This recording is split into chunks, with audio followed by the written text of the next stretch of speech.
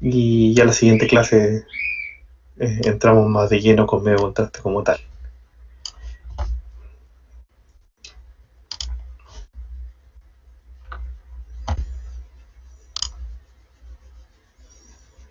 Introducción. La capacidad para diferenciar dos estructuras entre sí viene determinada por el contraste entre esas dos estructuras, es decir, que tengan diferentes densidades o unidades Hounsfield, conceptos que ya hemos visto bastante. Esto se produce porque cada estructura produce una atenuación diferente del haz de rayos que depende de su densidad. Entonces ya conocemos que distintas estructuras del cuerpo van a tener distintos niveles de atenuación. Ese es el principio de la tomografía computada. Y nos va a dar un reflejo de unidades Hounsfield proporcional a este nivel de atenuación. ¿Ya? ¿Y qué son los medios de contraste entonces? Son sustancias utilizadas en los estudios de radiología e imagen con el propósito de incrementar la diferencia de densidad entre los diversos tejidos y estructuras del organismo por su capacidad de absorber y o reflejar energía. ¿Ya? El más utilizado es el que uso todos los días, el Omnipaque, un medio de contraste yodado. ¿Ya? A esta altura de la carrera ya han visto varios tipos de medio de contraste, las sales de varios, contraste negativo. Sí, vamos a repasar un poquito, pero nos vamos a centrar en tomografía computada. Pero lo que vamos a tener claro, cada vez que hablemos medio de contraste, vamos a sobreentender de que estamos hablando del medio contraste yodado que ingresa de forma endovenosa al cuerpo, ¿ya? Por una vía. En este caso es Omnipaque, tiene, si ven en la imagen, el nombre comercial es Omnipaque. Otra forma de nombrarlo, acá también se nota en la imagen, vamos a rayar ahí, el Ioxol. Vamos a ver varios tipos de medio contraste. Este ya es bastante antiguo, pero una molécula que se ha quedado en el tiempo. Su concentración, 350 miligramos de yodo por ml. Es importante también tener clara esa información. Y en este caso es un frasquito de 100 ml, que es lo que comúnmente utilizamos. Ya vienen varios formatos, pero los formatos que más utilizamos son el de 50 ml y el de 100 ml. Entonces los medios de contraste ayudan a aumentar el contraste entre las estructuras, hecho que permite una mejor diferenciación entre ellas, modificando temporalmente la densidad y por lo tanto la atenuación de los órganos. Ya hemos visto unas cuantas imágenes, ya no estamos, me imagino ya se están acostumbrando a ver imágenes en tomografía computada. Esta es una de las tantos escáneres que ya le he mostrado una y otra vez, pero vamos a ver con más detalle. Este no lo he descargado todavía.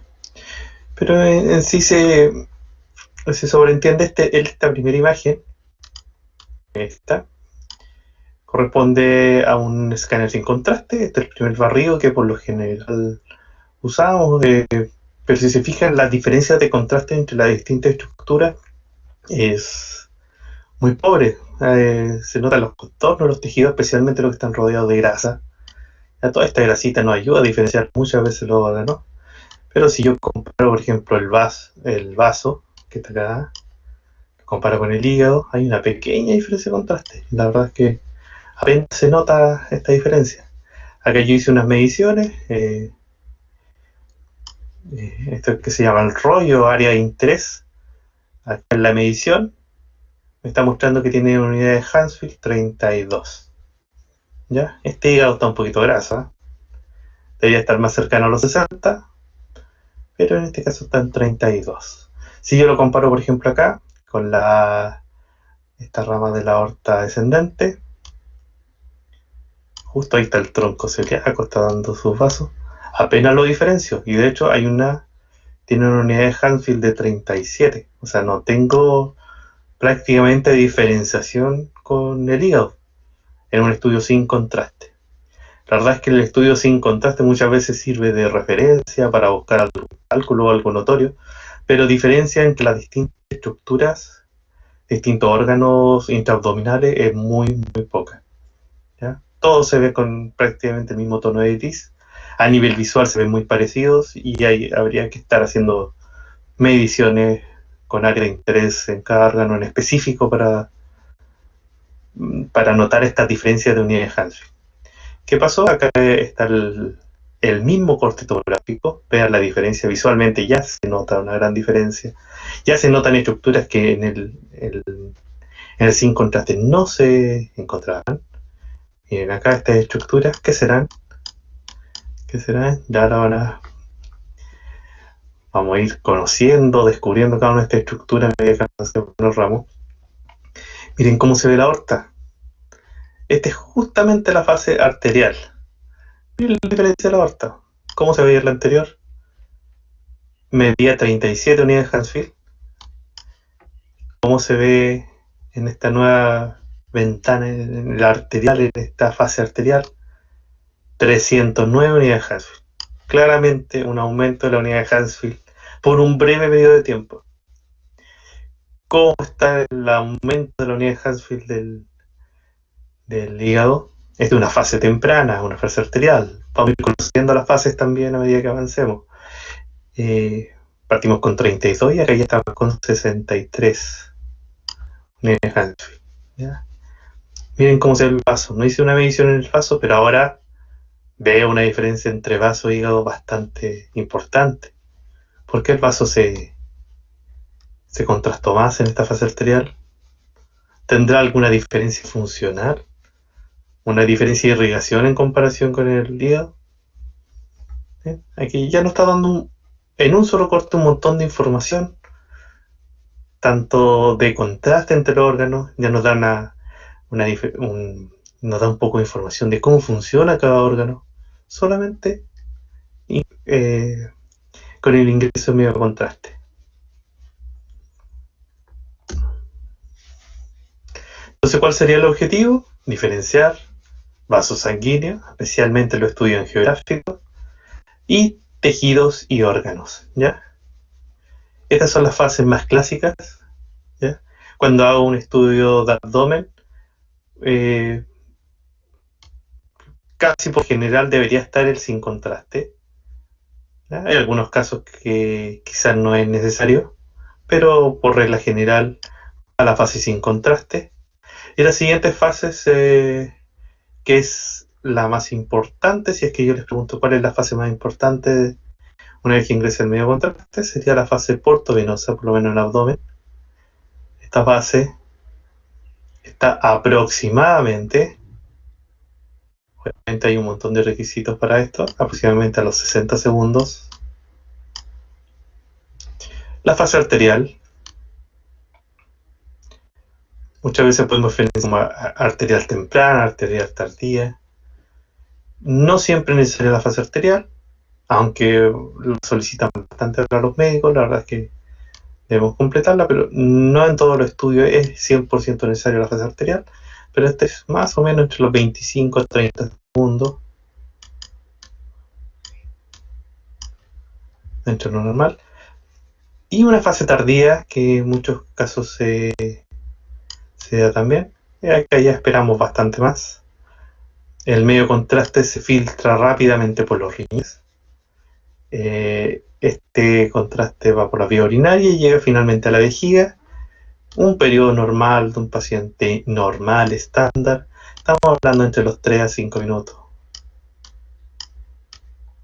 minutos. Entonces, esta fase estamos hablando de minutos. La fase arterial, cosas de segundos. Y la portovenosa, por lo general, es a los 60 segundos. Hay ciertos rangos obviamente aceptables, ¿ya? Pero, para que empecemos a conocer cada una de estas fases.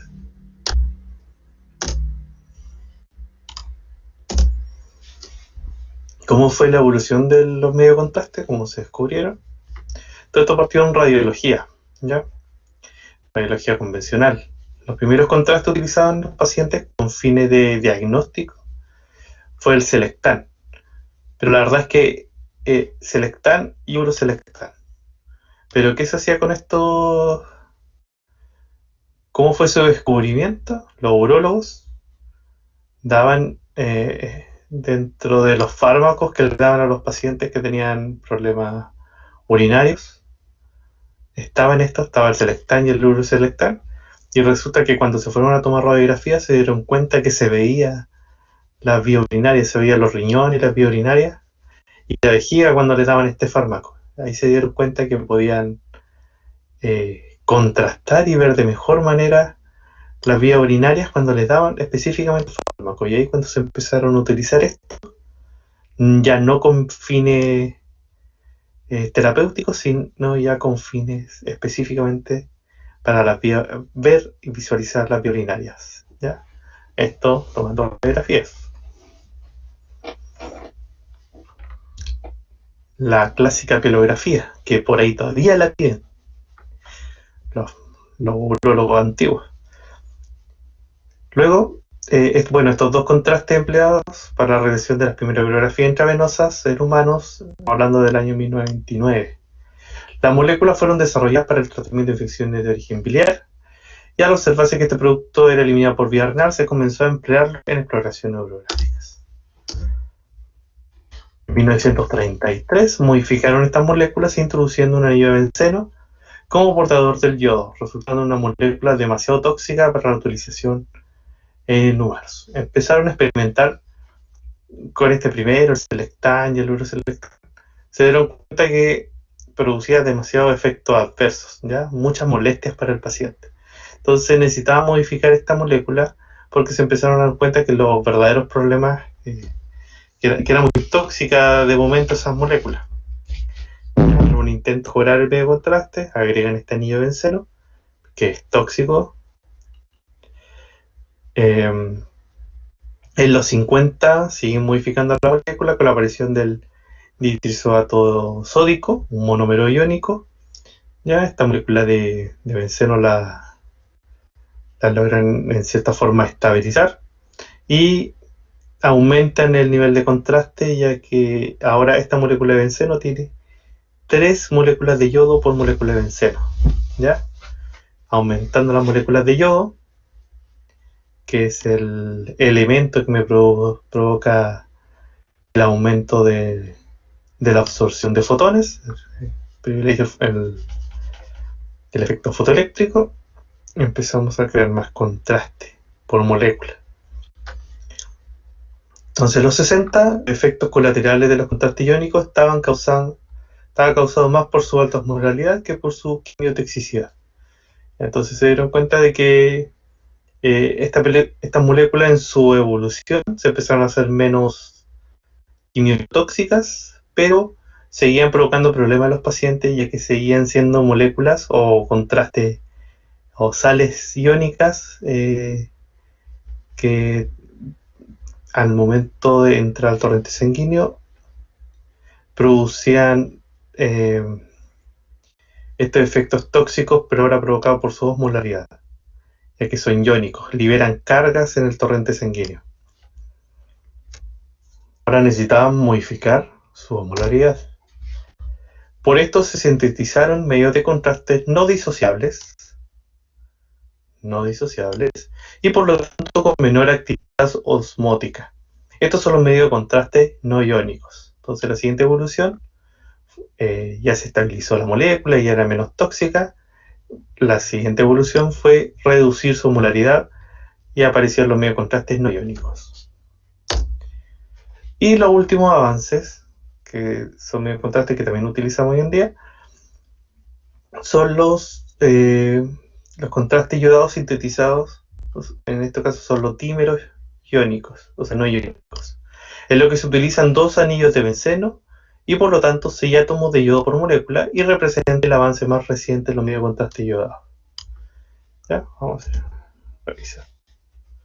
Bueno, como repaso de medio de contraste, se clasificarían en medios de contraste negativos, medios de contraste positivos y los medios de contrastes isodensos. Eso es lo que utilizamos en tomografía computada.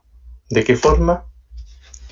Los negativos Cuando el medio contraste, por ejemplo, aire, dióxido de carbono, oxígeno, absorbe menos radiación que los tejidos que hay en la periferia. Sí, se utiliza en tomografía computada. Eh, Nos permite diferenciar estructuras como el intestino, por ejemplo. Obviamente, si hay una patología que provoca gas, por ejemplo, una complicación de pancreatitis, también podría, incluso eso ayuda a clasificar el tipo de pancreatitis, lo vamos a ver más adelante. Ya estamos hablando de que si veo gas, es porque estoy viendo un contraste negativo. Eh, el caso más clásico en tomografía computada es cuando nosotros a propósito inyectamos gas al intestino por una sonda y, y en este caso sería una colonoscopia virtual. ¿Ya? A propósito, distendemos el intestino, hacemos el escáner y luego por vía software podemos recorrer el intestino y buscar ciertas patologías sin necesidad de hacer la colonoscopia clásica. ¿Ya? Acá tenemos un claro ejemplo de cómo utilizamos un contraste negativo, en este caso aire o dióxido de carbono también se utiliza, para hacer un estudio en tomografía computada. Como contraste isodensos, que lo utilizamos normalmente cuando pasemos protocolo en el estudio de abdomen, vamos a darnos cuenta de que a los pacientes hay que prepararlos. Deben tomar agua antes de hacerse el examen, por varios fines, pero el más importante, que funciona como medio de contraste isodensos. En este caso va a distender el estómago, va a distender el intestino, se va a diferenciar mejor la estructura. ¿Ya?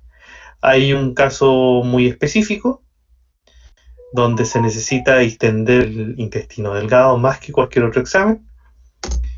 En este caso sería un enterotac, donde necesitamos que específicamente el intestino delgado se distienda con agua o suero fisiológico.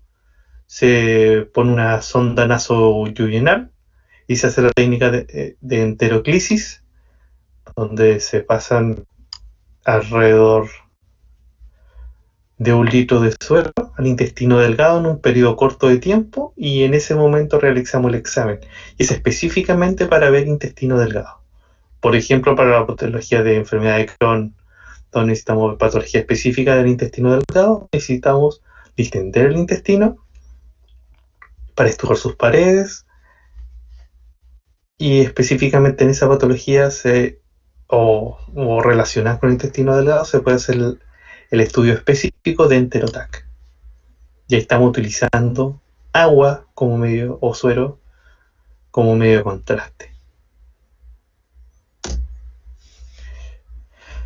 Y el medio de contraste positivo, el clásico, sería el medio en este caso estamos inyectando medio de contraste de forma endovenosa para ver específicamente vasos. Este corte en específico estamos estudiando específicamente el tronco pulmonar. Esta estructura en este corte no se alcanza a ver completo, hay una ramita hacia acá. El clásico corte de tronco pulmonar. Y de momento este es un estudio bastante temprano, el que está en este esquema. Y claramente se ve de forma positiva. El contraste que nos da es positivo en este caso. Las unidades de Hounsfield se disparan en este caso. Si se alcanzan a ver acá la patología, la vamos a ir repasando con estudios angiográficos. En este caso en específico, acá hay un tremendo trombo en el área, en la zona derecha del tronco pulmonar, que está obstruyendo ahí el tronco pulmonar. ¿Ya? Este es un angiotac de tórax para diagnosticar tromboembolismo pulmonar. En este caso es positivo ese tromboembolismo pulmonar. Ahí lo viste en rojito. Lo vamos a ver con más detalles, pero acá estamos hablando de medio contraste positivo. ¿Cómo se genera contraste? El elemento que genere contraste tiene que tener un alto número atómico, en este caso el yodo, con un Z de 53, aumenta la atenuación de la radiación, en este caso de medio contraste positivo. Como lo aumenta porque favorece el efecto fotoeléctrico, gracias a su alto Z. ¿Cuáles son las características fisiológicas que debería tener el medio contraste?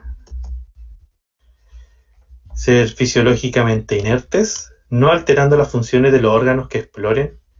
¿Ya? El medio contraste, lo ideal es que una vez que ingrese al organismo, no provoque ningún efecto biológico en el cuerpo y se elimine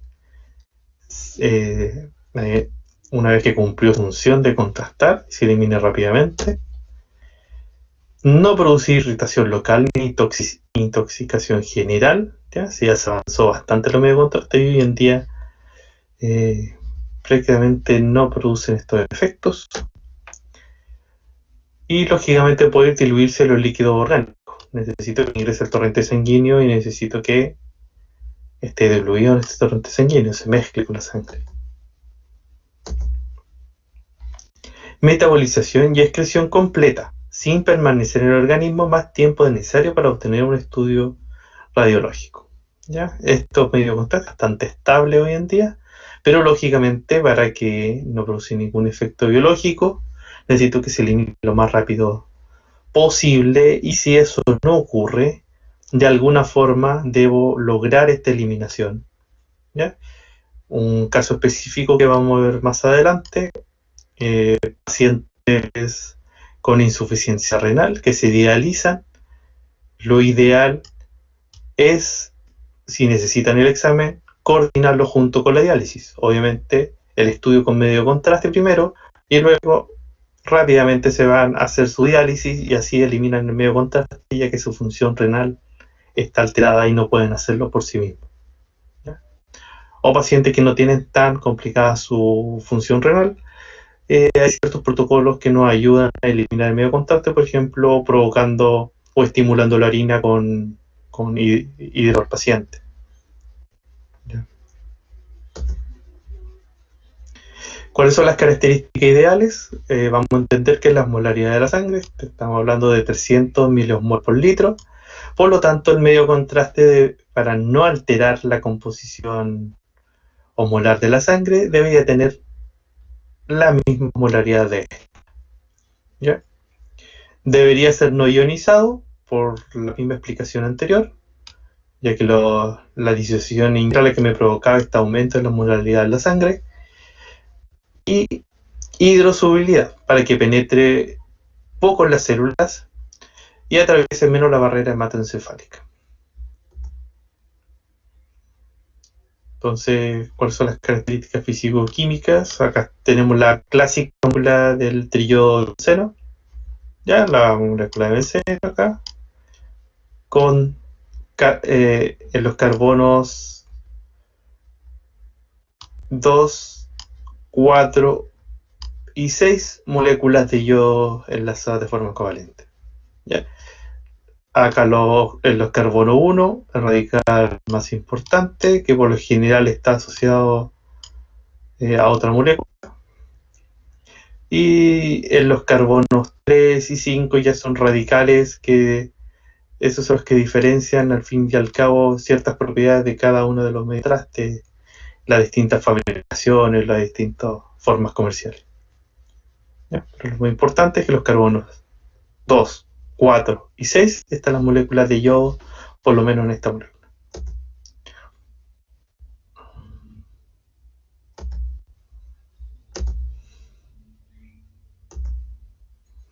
Entonces, las tres características más importantes de los medios de contraste van a estar en su solubilidad, donde se clasifican como iónicos y no iónicos.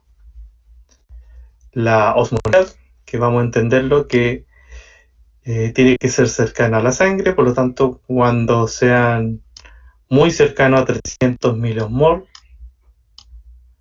lo vamos a entender que son isosmolares, y sobre esto serían hipermolares.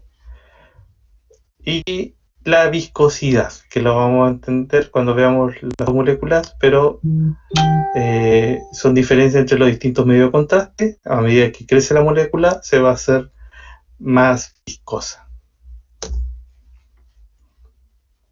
La solubilidad.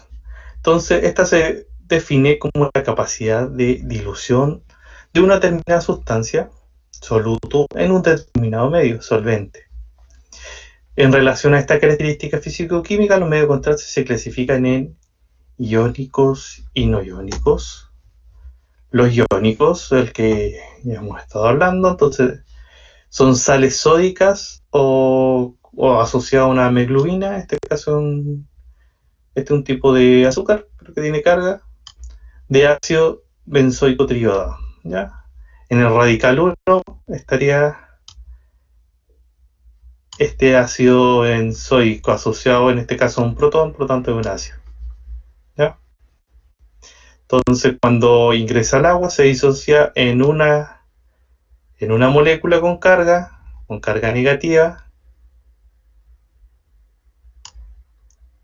un ion carboxilo, y el protón que va a estar disociado ahí con carga positiva. Entonces voy a tener, una vez que ingrese este medio de contraste, por molécula genero dos cargas. Esto es físico-química que ya deben haber pasado en química, ¿ya? Entonces esto es una sal que genera dos cargas una vez que ingresa al agua. Entonces se disocian en partículas concréticas al disolverse en un medio acuoso. Un grupo aniónico que incluye el anillo de benceno con los 3 átomos de yodo, una carga, todo es una carga, y un catión como el sodio, la hemoglobina, o una combinación de estas dos según la composición de las distintas sustancias empleadas. Entonces, este es un anión que va a estar asociado a un catión que puede ser sodio y hemoglobina, ¿ya? Tienen mayor homogeneidad ya que el catión del contraste se disocia creando dos iones separados de la sangre. Entonces, ¿cuáles eran los problemas de estos medios de contraste iónicos? Al ser tan osmolares, aumentan rápidamente la molaridad una vez que ingresan, y específicamente antes que se empiecen a combinar con la sangre, su mayor pico de osmolaridad es cuando ingresan. En la propia vena que está ingresando en contraste va a haber dolor de esa área por efecto de la hiperosmolaridad, retención de líquidos en general. Es como si estuviera inyectando sal de mesa al paciente, le duele.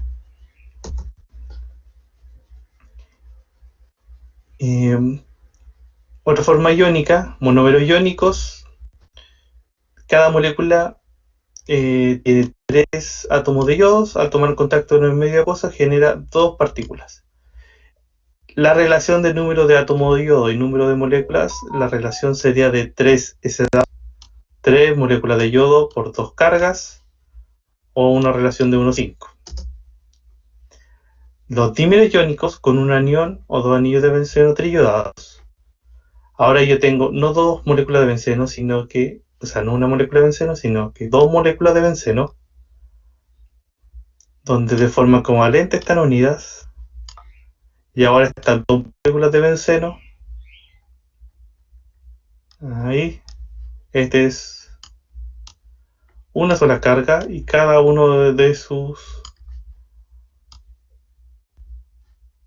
es como un gran catión, una carga, y dos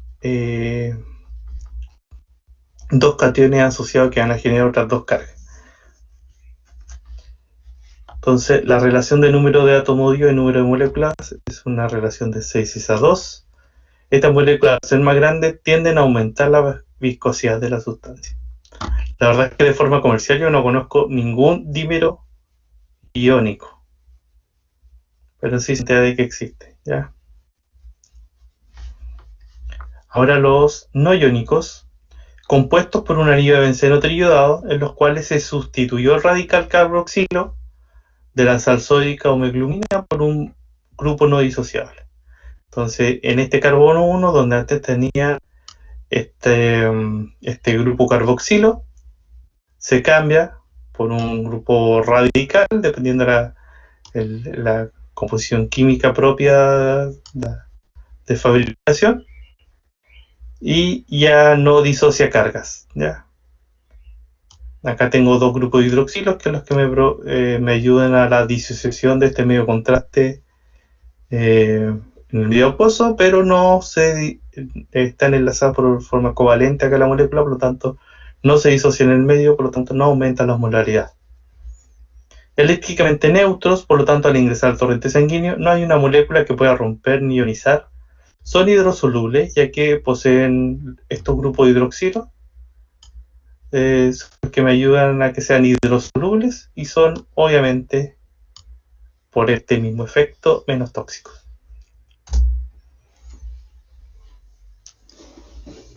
Y son los que finalmente usamos hoy en día. Ya existen solamente libros los iónicos. Los últimos contrastes iodados sintetizados son los dímeros no iónicos, en los que se utilizan 2 anillos de benceno y por lo tanto 6 átomos de yodo, lo que produce un alto contraste en la imagen, ¿ya? La síntesis de los dímeros no iónicos hexaiodados, como el iodiaxanol, que lo utilizamos en la clínica, lo conocemos como Visipacesi de forma comercial, representa el avance más reciente en los medios de contraste iodados, ¿ya?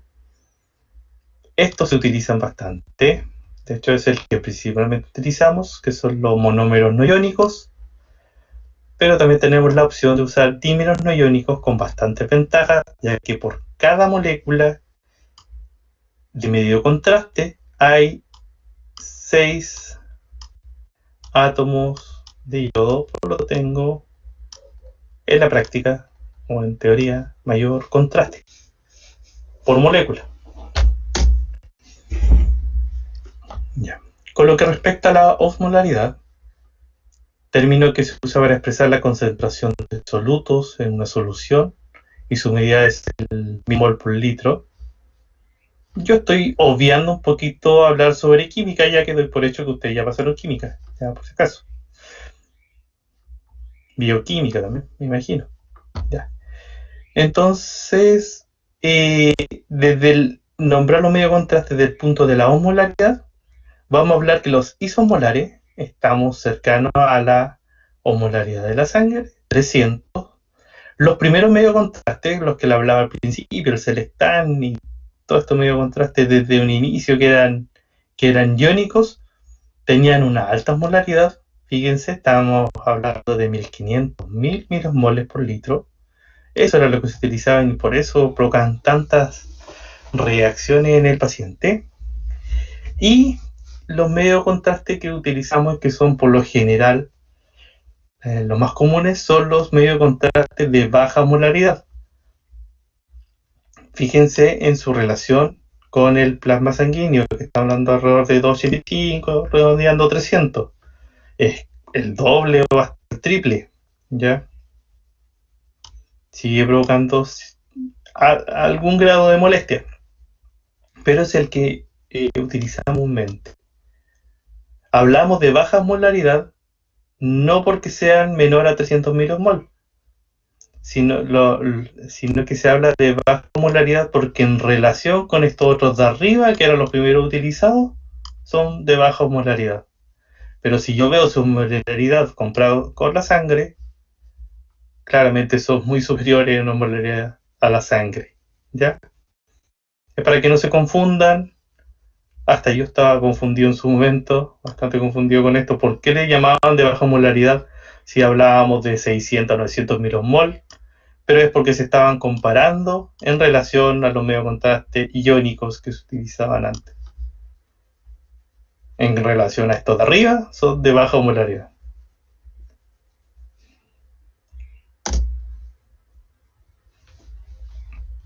Acá una tablita. Entonces, los monómeros iónicos, estos son los que estaban alrededor de 1500 milosmol. Los monómeros iónicos, o sea, no iónicos, que son los que les dije que utilizamos bastante, están hablando de estamos hablando de 600 a 900 milimol. Estos se ocupan comúnmente. El primero que les presenté, que era el Omnipaque, sería un monómero no iónico. Y los dímeros no iónicos serían los más convenientes desde el punto de vista de osmolaridad, que son los más cercanos al plasma sanguíneo. Estamos hablando de un medio de contraste que es isosmolar, pero con el inconveniente de que el molécula es tan grande que es muy viscoso. Pero los que comúnmente se utilizan son monómeros no iónicos y dímeros no iónicos. Y estamos hablando de ese niveles de osmolaridad.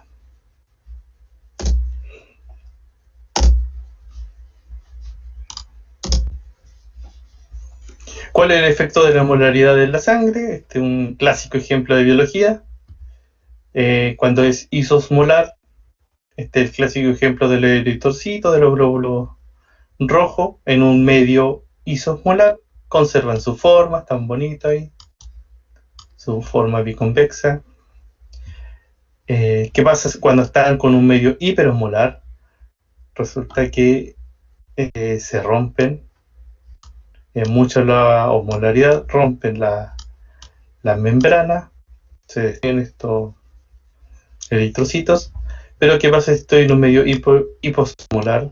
Ya, si inyectamos, por ejemplo, agua al paciente, las sales que están dentro de la célula intentan escapar por la membrana y las células terminan hinchándose en un medio hipomolar. El clásico ejemplo de biología. ¿Cuáles son los efectos atribuibles a la osmolaridad alta? Lo que provocan principalmente los primeros medios de contraste. También provocan algo los medios de contraste de baja osmolaridad. Es dolor al ingresar el medio de contraste, daño endotelial, pueden dañar las células del vaso, daño a la hematoencefálica, trombosis o tromboflebitis, bradicardia, aumento de la presión sanguínea pulmonar, vasodilatación o hipotensión. Son algunos de los efectos.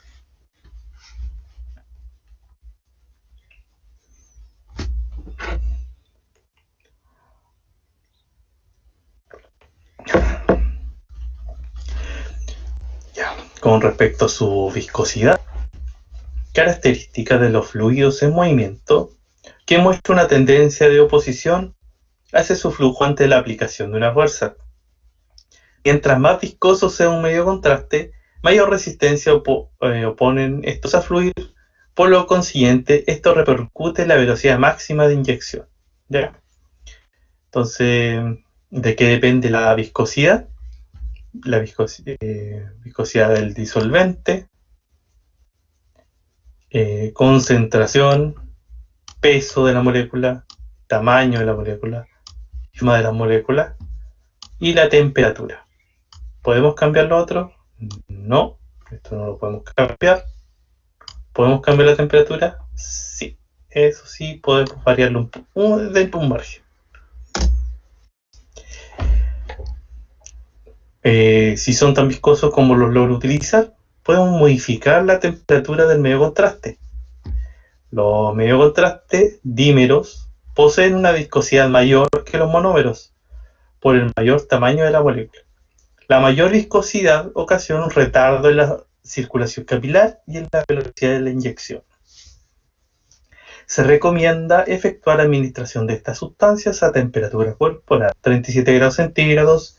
Para ello existen diversos sistemas de calefacción para medios de contraste, pues de esta forma disminuye sustancialmente su viscosidad y por ende los inconvenientes derivados de ello.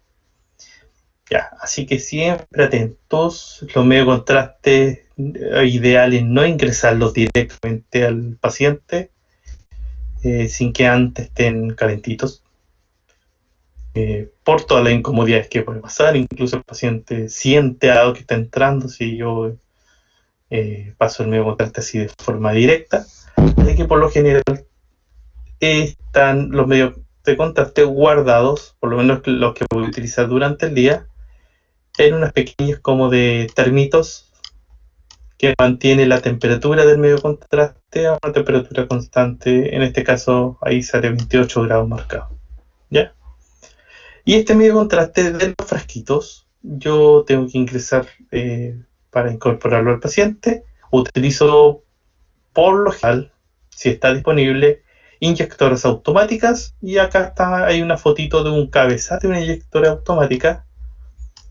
Se carga esta jeringa con medio contraste y para que no se enfríe tiene unos pequeños calentadores que se adosan ahí a la jeringa y mantiene calentito el medio contraste mientras hago el procedimiento. ¿Cómo afecta la viscosidad? Acá hay distintas concentraciones de medio contraste y su relación de viscosidad con la temperatura. En este caso a 20 grados centígrados, la viscosidad de los medios de contraste está cercana, en este caso si vemos la barrita, como a 13, 12. ¿Ya? Viscosidad en unidades de milipascal por segundo. Y acá la viscosidad a 37 grados centígrados, si se fijan, es bastante menor. Mucho menor que a 20 grados centígrados. Así que si mantengo el medio contraste a temperatura corporal, puede bajar bastante la viscosidad de este. Acá hay una tablita de distintos medios de contraste. Entonces los primeros que se crearon, esta sale de ácido trizoico. Estamos hablando de medio contraste de alrededor de 2000 osmolar. Entonces estos son los medios contrastes de alta molaridad. Luego se avanzó en su evolución a los medios contrastes de baja molaridad, ya que lo estamos comparando con los anteriores. Por eso se habla de baja molaridad, pero estamos hablando de una molaridad que rondea más o menos entre 600 a 900, y esto corresponde a los monómeros no iónicos y algunos dímeros iónicos.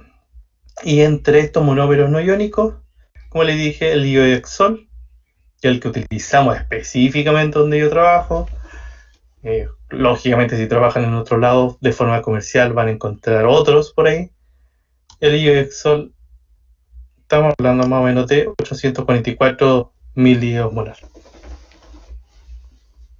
del Omnipaque. Por lo general utilizamos Omnipaque. Y para casos específicos, tienen problemas renales, tienen problemas de reacción al medio contraste, siempre hay que tener o se recomienda en realidad a los centros que utilizan medio contraste tener una alternativa, ya que si tuviera una reacción alérgica o de algún tipo negativa con el Omnipaque en un examen anterior, muchas veces cambiando el medio contraste, por ejemplo a Visipaque, ya no existe esta reacción y pueden hacerse el examen. En nuestro caso el Visipaque correspondería a un dímero no iónico. También lo utilizamos en la clínica en situaciones muy específicas como alternativa al paque, ya que ya también estamos hablando de una osmolaridad de 290, bastante osmolar. Por lo mismo provoca menos molestia. Farmacocinética. Los protocolos varían en cada paciente y según la patología. Eso lo vamos a ver más adelante. Y el territorio vascular a explorar. Implica que necesitamos conocer la dinámica de la distribución del contraste en los distintos territorios vasculares y parénquimas. Los factores que modifican la concentración de contraste alcanzada y la explicación para los errores, artefactos y problemas más frecuentes. Entonces, ¿cómo es la distribución? Los medios de contraste para uso clínico tienen una distribución preferentemente extracelular, ya no entran a la célula, es decir, de entre los compartimentos corporales, vascular, intracelular y extracelular van a tener la tendencia de llegar lo antes posible y quedarse más tiempo en el espacio extracelular. Esto implica que en el compartimiento vascular solo están de paso por un periodo de tiempo relativamente corto. ¿Ya? Entonces los medios de contraste se tienden a acumular en el espacio extracelular. Desde el punto de vista vascular, están un ratito nomás mientras haya circulación y no ingresarían a la célula. Bueno, para que ingrese el medio de contraste hay que poner una vía venosa, que por lo general nosotros ponemos la vía venosa, ¿ya? Considerar los procedimientos clínicos de este proceso, un lado clínico de mano. Hoy en día más importante no podría ser esto, y la instalación de la vía venosa. Así que repasar el lavado de manos nunca está de más. Hoy sí que es importante esto. Me imagino que ya lo vieron en clase, no sé si de forma práctica, pero la instalación de la vía venosa se utiliza un catéter a distintos lúmenes o distintos grados de catéter en esta imagen de acá. Los catéteres que por lo general utilizamos nosotros son el 18, el 20 y el 22. Estos son los catéteres que utilizamos por lo general.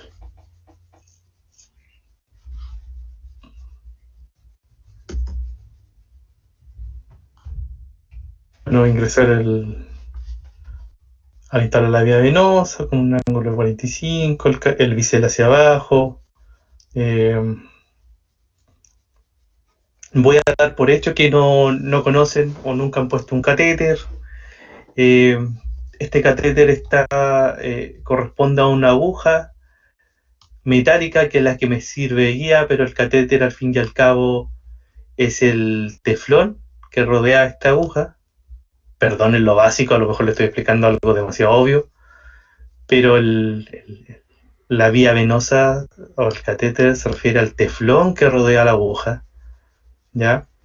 La aguja sirve como guía, bisel hacia abajo, que es la puntita hacia abajo, pinchar la piel del paciente, llegan al vaso sanguíneo, que por lo general una vez que llegan al vaso sanguíneo se carga un poquito de sangre este catéter, un poquito, y se carga el catéter, ven que llegan al vaso, con el dedo impulsan este catéter que ingrese solamente el catéter, la aguja queda ahí de forma constante, sacan la aguja y lo que queda dentro es el teflón. Perdonen lo básico. Algunos pacientes están asustados porque creen que tienen una aguja incrustada y que si mueven el brazo se la van a enterrar. Ahí ustedes le explican que es un plastiquito, un teflón que está dentro del vaso sanguíneo, y ahí va a ingresar finalmente el medio de contraste. Por lo general esto va asociado a una llave de 3 pasos y la conexión propiamente tal.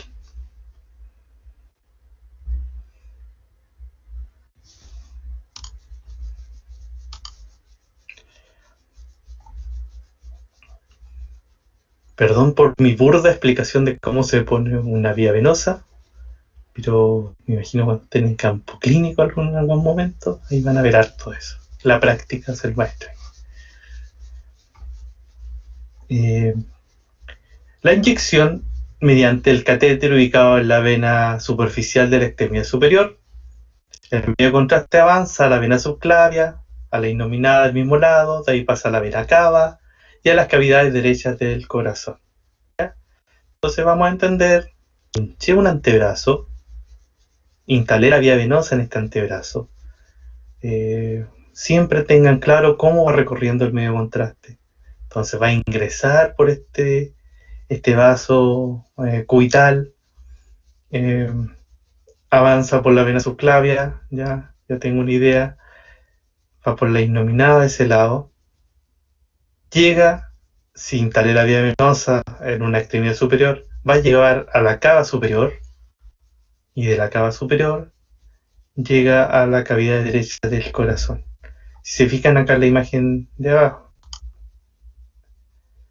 acá muestra como un efecto, este se llama el artefacto de la subclavia, ya lo vimos un poquito, pero significa que el medio contraste llegó, en este caso por el lado derecho, todavía está ingresando en contraste, va por la innominada y finalmente va a llegar a la aurícula, así que llega ahí a la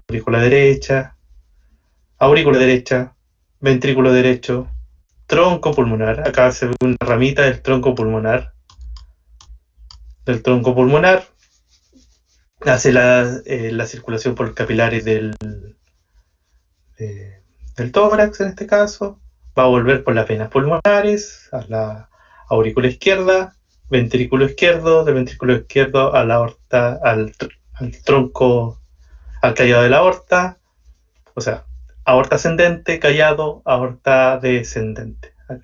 Ahí está la descendente, acá está la ascendente. Anatomía que ya solamente hay que repasar. Pero hay que entender cómo va el flujo del medio contraste, porque entendiendo el flujo, dónde entra, dónde va a recorrer y dónde va a llegar, es cuando yo hago mi estudio. ¿Ya?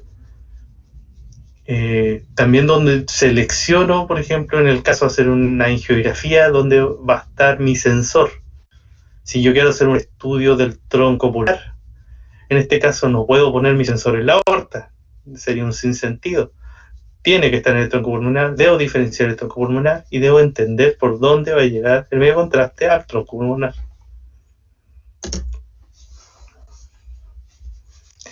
Entonces, bueno, acá seguí explicando lo mismo.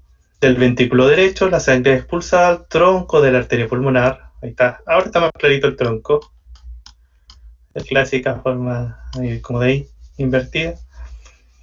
Generalmente a alta velocidad y a baja resistencia, por lo que el contraste alcanzado es bastante homogéneo y en el momento utilizado para hacer la angiografía de las arterias pulmonares o angiotac por un TEP, que es tromboembolismo pulmonar. El clásico examen de TEP, especialmente hoy de moda porque el COVID genera bastantes TEP en los pacientes hospitalizados. Hay condiciones como la atelectasia, condensación o fibrosis focales en las que la resistencia vascular pulmonar no es homogénea y algunas ramas quedan sin contraste a pesar de estar permeables. Esta es una de las tareas de adquirir una angiopulmonar, pues si vemos una rama sin contraste es muy útil hacer una adquisición extra unos segundos más tarde para aclarar si el artefacto por flujo lento o realmente un trombo. Bueno, lo vamos a ver más detalle cuando veamos angiotas como tal. Bueno, el clásico esquema del corazón. Entonces nuestro medio contraste, ¿por dónde va a llegar? Acá por la cava superior, porque pinché un brazo. Hay casos muy específicos, ¿no? Donde ya no tienen vía por ningún lado y el medio contraste va a llegar, tienen que pincharlo en un extremidad inferior, en el ejemplo, el medio contraste va a llegar por la cava inferior, ¿ya? Y muchas veces también se van a encontrar que pacientes hospitalizados le ponen una vía venosa o lo que se llama un catéter venoso central, que es un catéter que va directamente desde la subclavia, ponen un catéter que va desde la subclavia, pasa por la cava superior y está instalado directamente ese catéter acá a la aurícula derecha, el catéter venoso central. ¿Ya? Y no deberían hacerlo, pero lo hacemos bastante seguido, que ingresamos el medio contraste por este catéter venoso central, que está destinado específicamente para ingresar medicamento al paciente, pero lo utilizamos para pasar medio contraste y el contraste va a llegar directamente acá a la aurícula derecha. En un caso específico, sí. Bueno, entonces ahí expliqué de nuevo que va desde la aurícula derecha, ventrículo derecho, tronco pulmonar, hace la circulación pulmonar, llega por las venas pulmonares de vuelta, aurícula izquierda, ventrículo izquierdo, sube ahora por aorta ascendente, callado de la aorta, aorta descendente. Anatomía, re fácil. Factores que influyen en la concentración del medio de contraste. Entonces, características fisiológicas y fisiopatológicas del paciente. Entonces, ¿cómo podrías modificar la concentración del medio de contraste? Se puede modificar por el tamaño, peso y altura del paciente y el gasto cardíaco, tiempo de circulación cardiovascular. Otros factores menos influyentes incluyen edad, sexo, el acceso venoso, si tuve que pincharlo, por ejemplo, el pie, como les contaba, o el medio contraste está ingresando directamente por un venoso central, la función renal también, enfermedad hepática, hipertensión portal, hipertensión arterial, diabetes y otras condiciones patológicas que en general afecten a la circulación sanguínea, por lo tanto también circulación del medio contraste. Tamaño corporal, peso y altura. Si inyectamos una cantidad de contraste igual y a la misma velocidad en distintos pacientes, el realce cambia proporcionalmente con el aumento de peso del paciente. Es por esto que la cantidad de medio contraste debe ajustarse al peso. Un paciente de mayor peso requiere, por lo tanto, más cantidad de yodo que un paciente de menor peso para lograr la misma magnitud de realce. Esto está muy asociado a que un paciente de mayores dimensiones va a tener, por lo tanto, mayor volumen de sangre, y si tiene mayor volumen de sangre, el medio contraste se disuelve o tiene que disolverse en un volumen mayor cantidad de litros de sangre, por lo tanto va a realzar menos. En un paciente más pequeño, esa misma cantidad de medio contraste, como tiene menos sangre, se disuelve menos, en menos volumen, por lo tanto va a realzar más. Verlo desde el punto de vista que, por ejemplo, un niño va a tener mucho menos sangre que un adulto. Por tanto, a la misma cantidad de medio contraste, el niño va a tener mayor concentración de medio contraste por volumen de sangre. Entonces acá un gráfico del peso corporal en relación con la concentración de medio contraste luego de la inyección, en el primer caso. Un paciente de 50 kilogramos va a lograr un pic de contraste más o menos entre los 30 a 45 segundos, casi 40 segundos, por estimarlo en el gráfico, con un pic de contraste sobre los 350 unidades de Hansfield.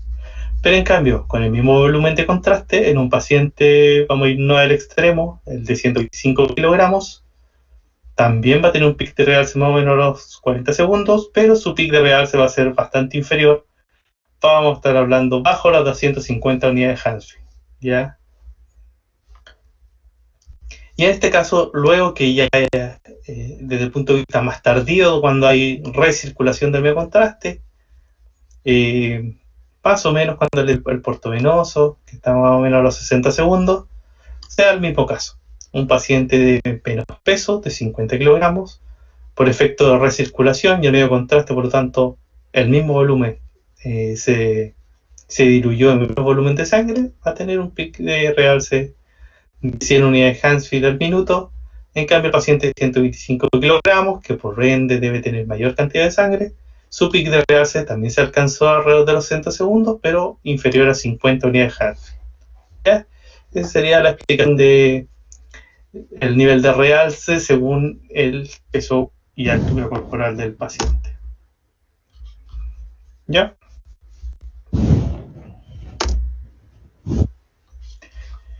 Los esquemas más utilizados para calcular la cantidad de yodo, de acuerdo al peso corporal, corresponden a una escala lineal de 1:1.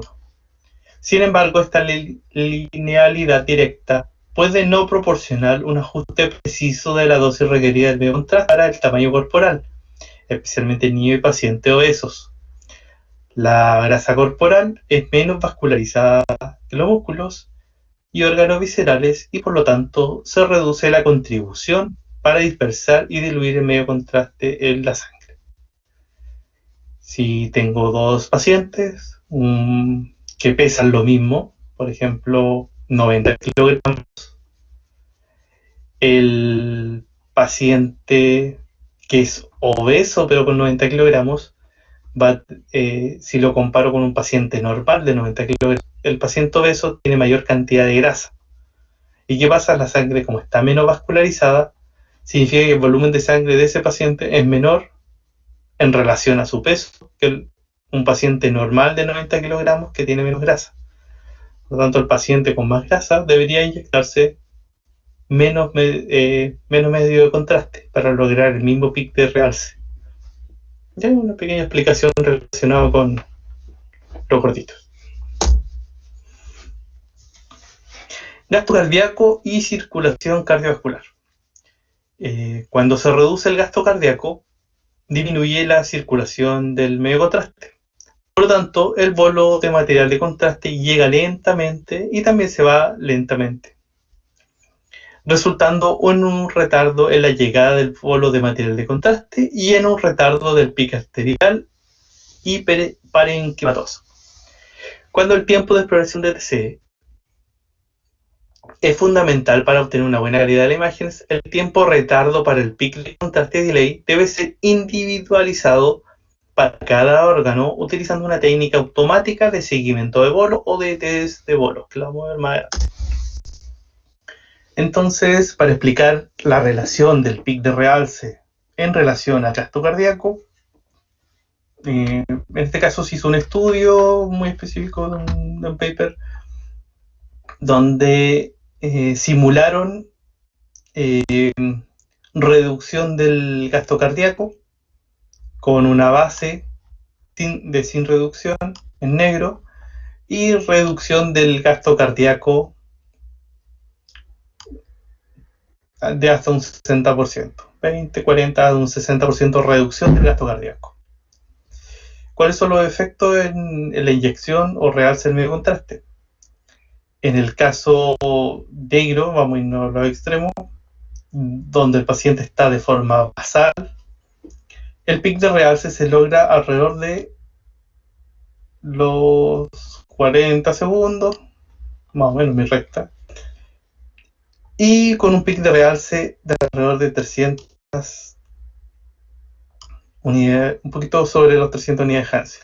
Entonces vamos a entender que en el basal el flujo de la sangre, el gasto cardíaco es normal, es relativamente rápido, por ejemplo 60 latidos por segundo. Por lo tanto, el pic de realce llega antes, porque es más rápido, pero como rápidamente está recirculando la sangre, no alcanza, también es más bajo. La recirculación es mucho más rápida. ¿Ya? Llega antes, pero es más bajo. Pero si yo reduzco el gasto cardíaco, en esta inyección inicial, el pic de realce es mucho más alto, estamos hablando sobre 400 unidades Hansfield, pero llega un poquito más lento. Este pic de realce llegó pasado los 60 segundos. ¿Ya? Mayor realce, pero más lento. Por tanto, cuando yo quiero hacer un estudio específico de un vaso sanguíneo y yo quiero mi máximo nivel de realce para ese vaso sanguíneo, es muy importante considerar el gasto cardíaco o de alguna u otra forma compensar este gasto cardíaco, ya que cada paciente va a tener distinto gasto cardíaco. Por lo general, los pacientes obesos les cuesta un poquito más respirar, son menos deportistas, necesitan forzar un poquito más el corazón para circular su sangre. Por lo general tienen gastos cardíacos mucho más altos, ¿ya? Su pic de realce es mucho más rápido. Pero muchas veces los pacientes deportistas, que uno entiende no son más activos y por tanto deberían tener mayor gasto cardíaco, no es así. Por lo general los pacientes deportistas tienen menos gasto cardíaco, menos latidos por segundo, andan lo más bien por la vida con 40 latidos, 40 o 50 latidos por segundo, y su gasto cardíaco es por lo tanto menor que un paciente normal, y estamos hablando de pic de realce mucho más alto para estos pacientes, pero debo tener en cuenta que ese pic de realce va a llegar un poquito más tarde en comparación. ¿ya? Acá se da el ejemplo de la recirculación de la portal, estas fases que están sobre el minuto, con un paciente basal. Estos picos real se llegan más o menos a los 60-75 segundos, pero un paciente con su gasto cardíaco reducido, todo este realce es en el tiempo, así que está el efecto de la recirculación donde el pic de realce es relativamente constante, pero en este caso va a llegar mucho más tardío, casi a los 2 minutos, pasado los 2. ¿Ya? Eso en relación al gasto cardíaco. Bueno, otros factores que influyen en la concentración del contraste, pues ya les dije, la vía venosa, por lo general se pone, o nosotros instalamos en un examen rutinario la vía venosa en una fosa cubital, acá en la fosa cubital, en las venas cubitales del antebrazo, y dependiendo de qué acceso venoso utilice, si es uno ideal va a ser más o menos constante la entrada de medio contraste, pero si es uno de más difícil acceso, por ejemplo, no pude poner la vía venosa en el antebrazo y tuve que ponerla en la mano, va a estar más lejos, los vasos de los extremos, por ejemplo de la mano, son mucho más pequeños, por lo tanto el medio contraste le cuesta más entrar, y los pics de realce también variarían, ¿ya?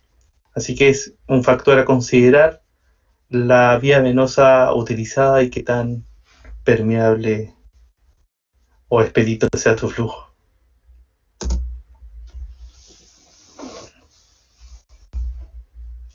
Y otro factor, que esto ya son características del equipo,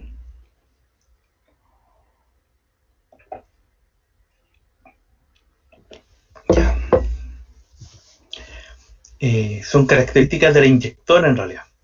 La inyectora configuro, cargo cierta cantidad de contraste proporcional al peso del paciente. Hay una regla bastante simple de calcular cuánto contraste necesito. Más adelante vamos a hacer unos cálculos muy específicos, cuánto es el máximo contraste que yo podría pasarle a un paciente, pero para que haya un pic de realce relativamente normal hay una formulita de 2 miligramos por kilogramo de peso. Yo elijo la cantidad de contraste y en la configuración de la inyectora, dependiendo del estudio que yo voy a usar, también configuro el flujo con el que va a ingresar el medio contraste, ¿ya? Y también relacionado con cómo va a ingresar este medio contraste, en qué tiempos, puede ser monofásica, medio de contraste se administra comúnmente a una velocidad de inyección constante, ingreso el medio contraste desde un inicio a 2 ml por segundo, va avanzando el tiempo y va a llegar un pic de realce en un tiempo X a cierta cantidad de unidades Hansfield. Esto es lo que se hace usualmente. Bifásica también puede ser una inyección de alto flujo inicial seguida por inyección de flujo medio bajo. Por ejemplo, ingresé inicialmente el medio contraste a 4 ml por segundo, pero luego que ya ingresó 70 ml, empieza a ingresar a 2 ml por segundo. ¿Qué logra hacer con eso? Que me llegue un pic de forma mucho más rápida, pero que se alargue en el tiempo. Estos estudios bifásicos debo hacerlo con estudios de largas extensiones, donde debo hacer un estudio, por ejemplo, contrastado vaso sanguíneo, una extremidad superior, extremidades inferiores. Se hacen estudios donde se inicia con un pic de contraste alto, de flujo alto, pero luego se baja ese flujo para mantener el contraste por mucho más tiempo en su pic en el estudio.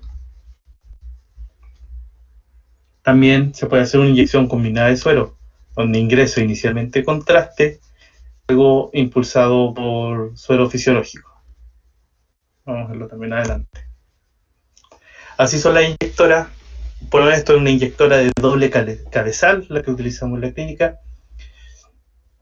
En uno de los cabezales cargamos un medio de contraste y por lo general se utiliza solamente un cabezal, pero para estudios más específicos donde necesitamos mayor flujo y no inyectar tanto contraste, se utiliza este segundo cabezal con suero para impulsar este medio contraste inicial. ¿Ya? La inyección es con doble cabezal, como inyección rápida de contraste sigue inmediato por una inyección de suero para obtener una angiografía sistémica en simultáneo a baja atenuación. Por lo general se hace para estudio angiográfico, esto con doble cabezal con inyección de medio contraste y suero. Este tipo de inyección tiene beneficios como compacta el bolo de contraste, aprovecha el contraste de forma más eficiente, pues arrastra medio contraste acumulado en el trayecto desde el inicio de la inyección al corazón y disminuye los artefactos de entrada de medio contraste como lo ocurrido en la vena cava superior, el artefacto que un poquito. Estos son los efectos de hacer inyecciones con doble cabezal. Si yo utilizara solamente un cabezal y yo quisiera hacer un estudio del corazón, en este caso se está haciendo un estudio cardíaco donde se quiere ver las arterias coronarias, esos puntitos que están ahí a los lados son las coronarias. Si yo ingreso medio contraste de forma sola, digamos, con un solo cabezal, o si la inyecto es monocabezal y no tengo opción, el medio contraste ingresa, pero se ve acumulado en el inicio donde ya no puedo ingresar más. Por ejemplo, en este caso, la aurícula derecha y ventrículo derecho. Se concentra todo el contraste ahí, ya que no tuve con qué remover ese contraste una vez que terminó la inyección. Cuando uso un sistema de dual flow con medio contraste y suero, lo que hago es que el medio contraste hago un estudio específico donde lo necesito, en este caso las arterias coronarias, el medio contraste aún está en la aurícula y ventrículo izquierdo, pero si se fijan en la aurícula y ventrículo derecho, en ese punto en específico está ingresando suero y se ve mucho más limpia la imagen en comparación con la anterior, donde hay solamente medio contraste. Entonces, esto es uno de los efectos que se logra con este sistema de dual flow, al inyectar suero después del medio de contraste. Y este dual flow puede ser al 100%, como en este caso en el centro, o con un contraste mixto. Sino, por ejemplo, ingreso medio contraste a cierta concentración, a cierto flujo, y luego de esa inyección de medio contraste hace una mezcla de suero con medio contraste para atenuar este medio contraste, y luego seguir inyectándose y empujar el bolo más contrastado. En este caso en específico, yo puedo diferenciar aurícula y ventrículo izquierdo bastante diferenciado porque era el bolo concentrado que entró en un inicio, pero luego fue seguido de una mezcla de contraste donde se ve no tan contrastado como el pic en aurícula y ventrículo izquierdo, pero aurícula y ventrícula derecha se ve ligeramente atenuado por esta mezcla, ¿ya? Bastante, si yo quiero ver un trombo, por ejemplo, que está alojado en la aurícula o ventrículo derecho, que puede darse. Entonces, ¿cuál es la cantidad de medio contraste? De unas 2000 ml por kilogramo de peso. Se recomienda además no sobrepasar los 300 ml de peso. Eso es como una regla bastante clásica. Y ya, esa fue la introducción de medios de contraste. Quizá un poquito pesada. Pensé que iba a ser más livianita, pero estamos partiendo con medio contraste. Vamos a repasar el preparado y ejercicio, pero dije para qué. Me recomendaron los profes en una reunión que les diera 90 minutos para la prueba. Revisen